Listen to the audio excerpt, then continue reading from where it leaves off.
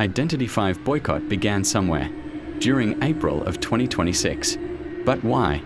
This is due to the recent use of netease of generative artificial intelligence for the game's assets, example of which is in the annual Truth and Inference storyline, and the most prominent one being the Call of Abyss 9 advertisement where AI was used. I will present to you said clip of the COA 9 advertisement.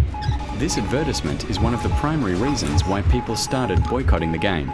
Moreover, the boycott stated that players must not log into the game starting April 23rd and forward. Do not spend echoes on the game. Leave low ratings on the app stores. Avoid watching or liking posts made by Identity V Official on all platforms. However, I want to address something with these, and it is with the set date of April 23rd. A boycott shouldn't have a set date, as this date was set days after the RE issue came up. And to proceed, many players have started to harass players who are not participating in the boycott. Again, boycott is optional. There are many people on social media making a living out of Identity V. Some may argue that they should move on to a different game, however. They have tried that before and it wasn't as successful. People should understand that money isn't that easy to come by these days. And to press onward, boycotters keep harassing typical players for purchasing echoes again. It isn't required and it's their money and their choice. And during the recent Identity V livestream, the live comment section has been spammed with stop use of AI. Sure, I personally don't have any grudge with that, however. Remember, you shout and harass people or bring up death threats upon other people watching the live stream that still play Identity V, while also telling people who still play Identity V still support. Further in, I want to state that I do not support netease use of Gen AI. To continue with this topic, not everything Identity V posts is artificial intelligence. Please learn to respect the artist.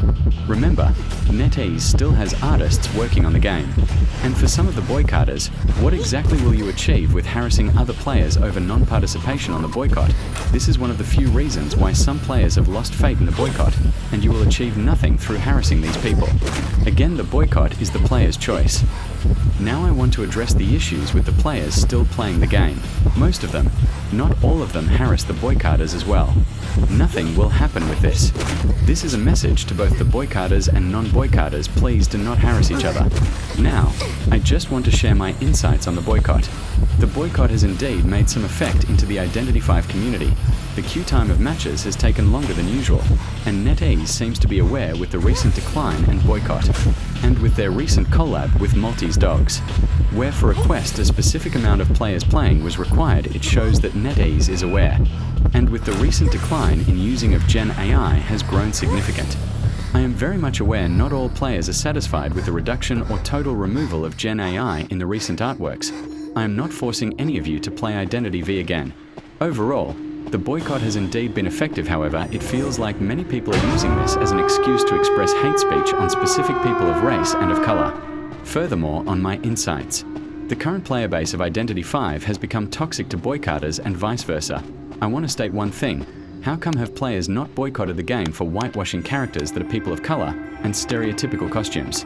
Overall, the boycott is a good response to netease use of Gen AI. However, there are some bad apples contained within it. Thank you for listening to me.